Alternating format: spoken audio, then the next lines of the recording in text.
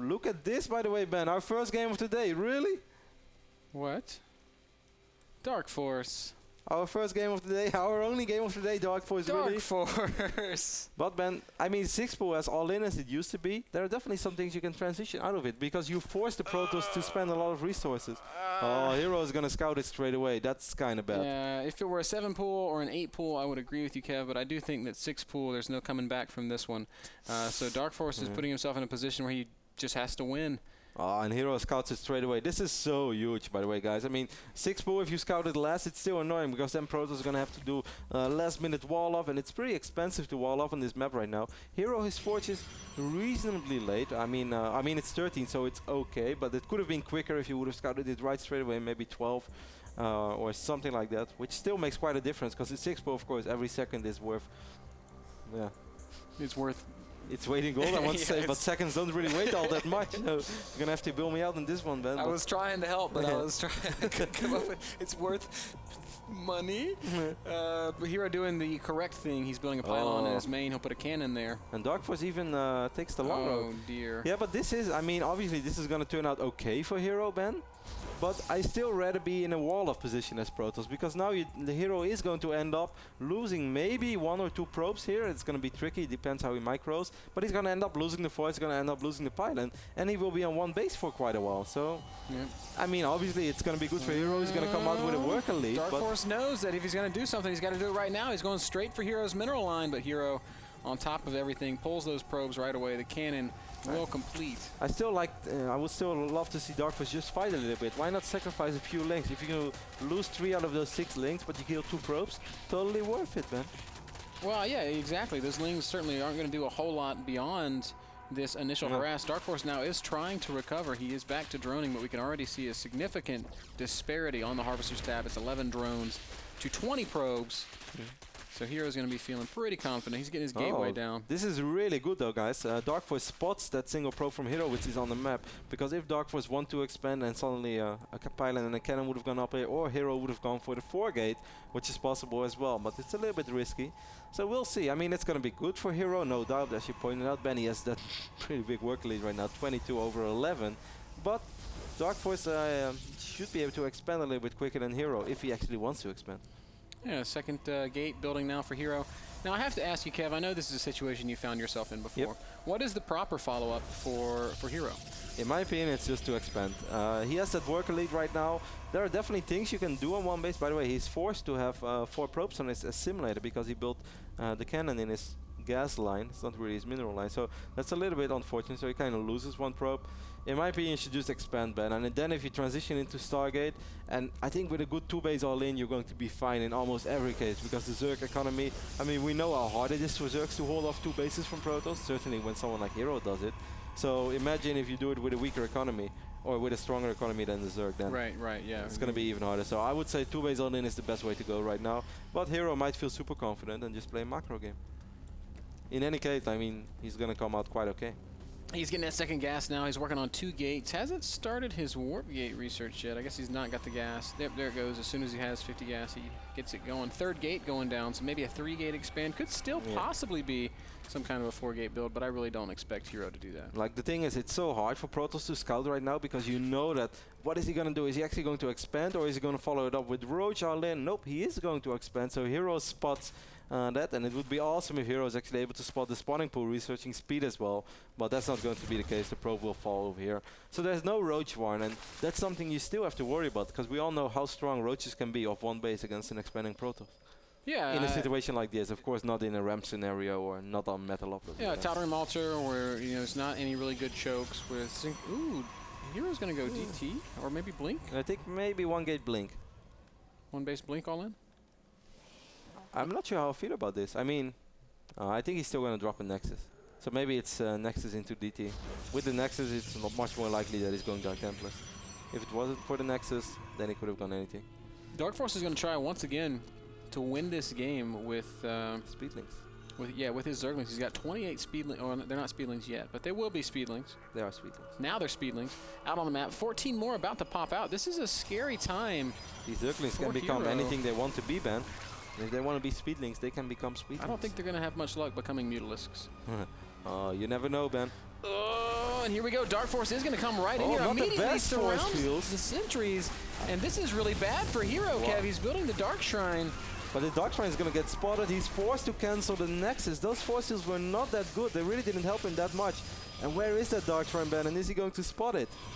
Dark Shrine's building behind HerO's base. But now those Stalkers should kind of give it away. I mean, all those Zealots. Why would someone warp in that many Zealots, man? Well, I mean, you don't really want to make Stalkers against Zerglings. I think you do when they're in your base. If you want to stay defensive. Yeah, of course he didn't have any units right now, so maybe one warp in Zealots. But now if you would see another warp in of Zealots, then you have to wonder. Oh, Darkforce, all you have to do is run to the back of HerO's base. HerO.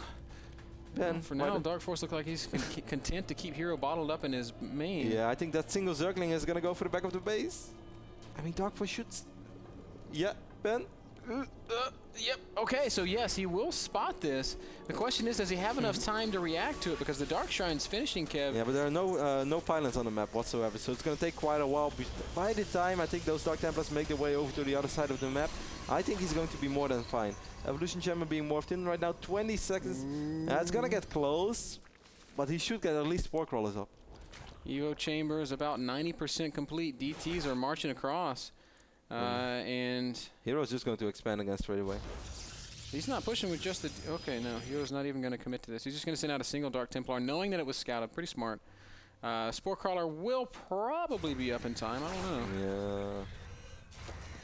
Yeah. HerO. Oh, he's going to go for it. Spore Crawler is ready in 15 seconds. That's about the time that it takes for this DT. It's going to maybe be a few seconds early, but that's literally going to be it. Oh, it's so close. 50, 60, 70. Okay, it's going to be time. Back, not wanting to chance it. Ooh. So now we have an interesting scenario, Ben. And we shouldn't forget that HerO still didn't lose any probes. So he still had a probe lead. But right now it's 2 hatcheries. And we all know how quick Zerg can catch up then. Yeah, all of a sudden Darkforce is in an okay position. Maybe not a great position, but not a bad one. I kind of like his position, man. Okay, he's down 6 workers. But it's still going to take 40 seconds or 30 seconds before this Nexus is up and running. With a couple of injects. Yeah, this is definitely a winnable game for Darkforce. Oh, DT tries to find an opening, and actually does manage to sneak back behind the middle line. He's going to get a good look at the drone count. He wants to go into main base. Oh! Wow, that DT is so brave. That's a 0 tool. Of course, the DT is brave. What is he doing? What is he doing? I think he's out of vision. Dude, he is like, this is the most baller Dark Templar ever. Like, walks up to the Spore Crawler, hits it, and then backs off. He actually didn't really hit the Spore Crawler. He could have. Okay, so, well, the DT did a little bit of damage. HerO is still up for 5 workers, but what is Darkforce going to do now? He's going to play Mutalisk? No.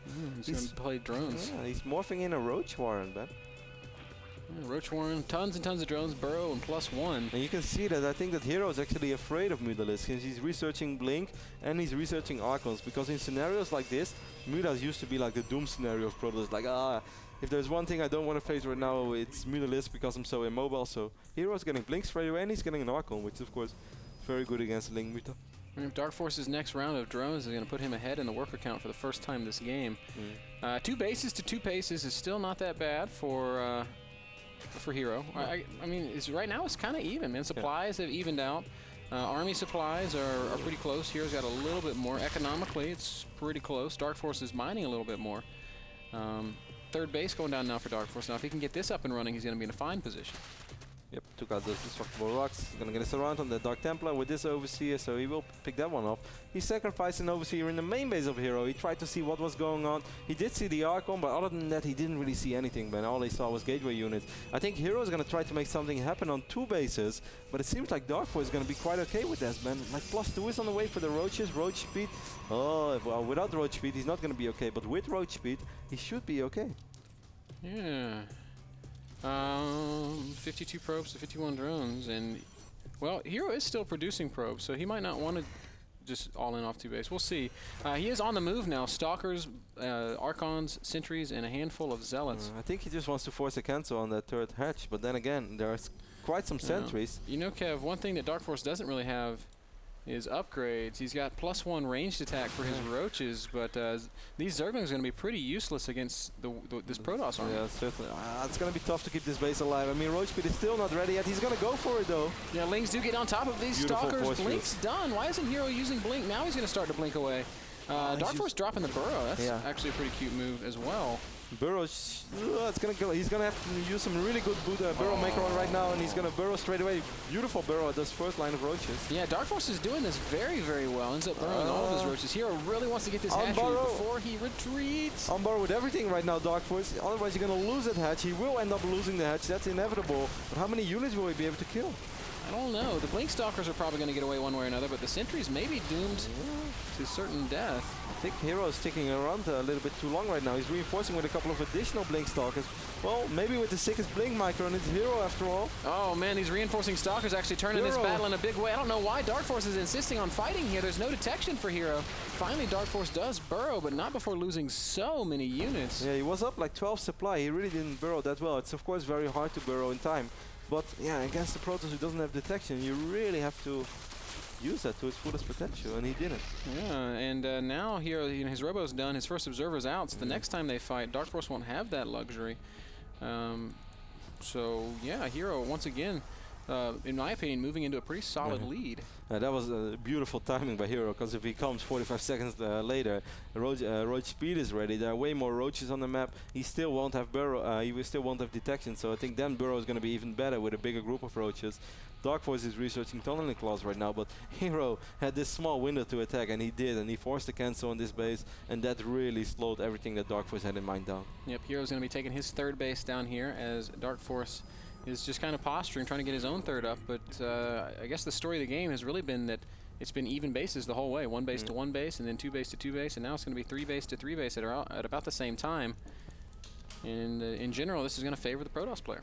Yep, certainly once he's going to be up and running on three bases. This Link did spot the Nexus over here. That's of course a pretty big scout for Darkforce. I think he's going to try to make something happen with multi-prong roaches. But there's always this scenario where HerO's just going to out-micro you pretty badly if your army is not big enough. I don't really feel like Darkforce has the economy for this kind of heavy roach aggression. Especially when you consider the fact that HerO's already got these two Immortals in play.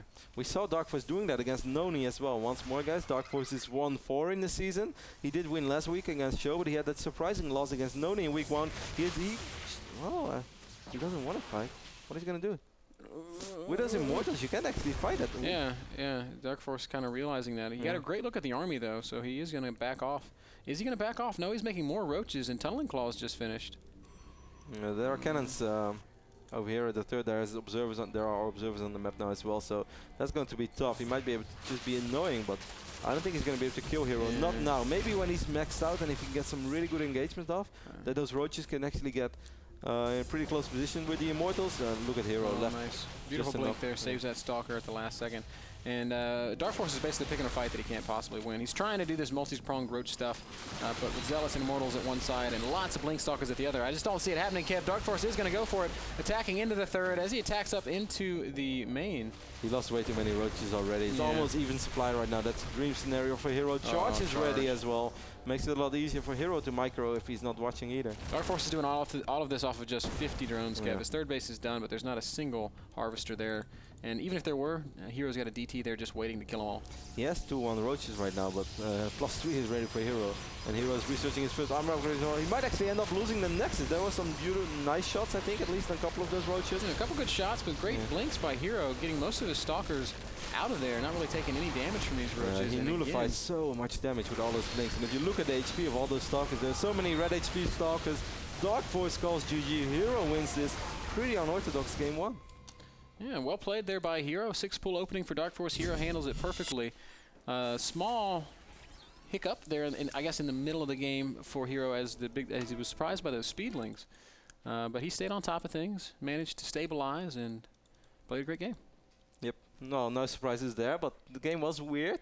But after all, HerO did manage to pull through. But still, key moment of that game, in my opinion, the moment that he forces the cancel on the third hatch. Otherwise, he's going to be in a tougher scenario. It will be a lot harder for him to secure 3 bases if he lets Darkforce drone up freely. Darkforce will actually have that 70 drone economy, something we do fear quite a bit. But the HerO just being HerO, man, he smells openings. Yeah, and keeps it real. It was a beautiful time to attack. Took out the third base, kept Darkforce on units mode, basically, and locked in that first game. So. That one brought to you by Epson Projectors, the best and brightest projectors in the world. Epson.com/projectors for all the details. We're going to play a short commercial, and then we'll be back with game number 2.